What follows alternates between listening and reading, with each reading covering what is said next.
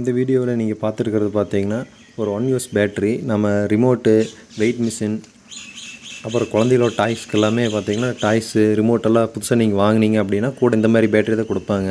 அந்த பேட்டரி நீங்கள் ப்ரெஸ் பண்ணிங்கனாலே உள்ள சாக்லேட் மாதிரி போகும். அதனால் அந்த பேட்டரி வந்து கொஞ்ச நாள் யூஸ் பண்ணி தூக்கி போட்டுருங்க.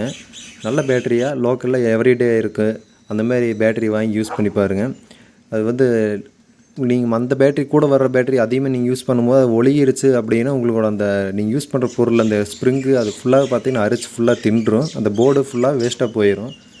அதனால் அந்த பேட்டரி வந்து நீங்கள் சீக்கிரம் யூஸ் பண்ணுற அளவுக்கு பண்ணிவிட்டு நீங்கள் தூக்கி போட்டு நல்ல ஒரு பேட்டரி எவ்ரிடே அந்த மாதிரி நிறைய பேட்டரி இருக்குது லோக்கலில். அந்த பேட்டரி வாங்கி போட்டு யூஸ் பண்ணுங்கள். எந்த பொருளையும் கூட பேட்டரி கொடுப்பாங்க.